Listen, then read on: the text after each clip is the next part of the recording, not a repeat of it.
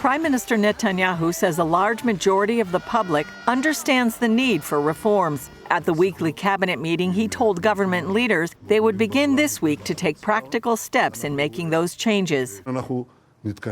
We'll do them in a measured way, responsibly, but in accordance with the mandate we received to make corrections to the justice system. The announcement follows a decision by opposition leaders to suspend talks on judicial reforms happening at the president's residence for 30 days. Opposition leader Yair Lapid says they will continue to fight the legal overhaul and stop it. Netanyahu's announcement that he intends to advance the coup unilaterally will critically harm the economy, will endanger security, and tear the Israeli people to shreds. Leaders of those protesting the reforms in Tel Aviv warn they will also ramp up their activities. They are able to pass these laws whenever they want to.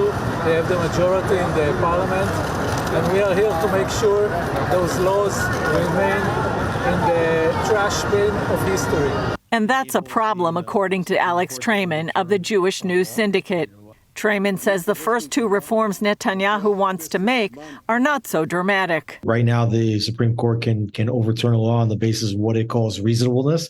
So the Knesset wants to legislate to limit that ability. And also they want to change the legal status of the opinions issued by the legal advisors in various ministries.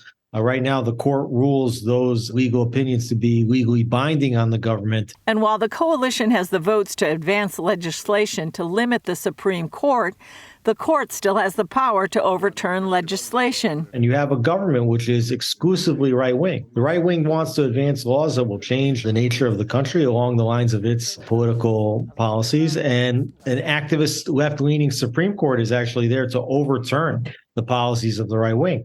Trayman says judicial reform isn't Netanyahu's top priority. It takes a distant fourth, I would say, to the issue of a nuclear Iran, to the issue of expanding the circle of peace with the Abraham Accords, and particularly with countries like Saudi Arabia, and curbing the rapidly increasing cost of living here in Israel. Trayman believes Netanyahu will be cautious about the reforms, but in Israel, it's hard to predict the future. We've been in a political circus here for a period of several years with the consecutive elections and now the judicial reform protest. Julie Stahl, CBN News, Jerusalem.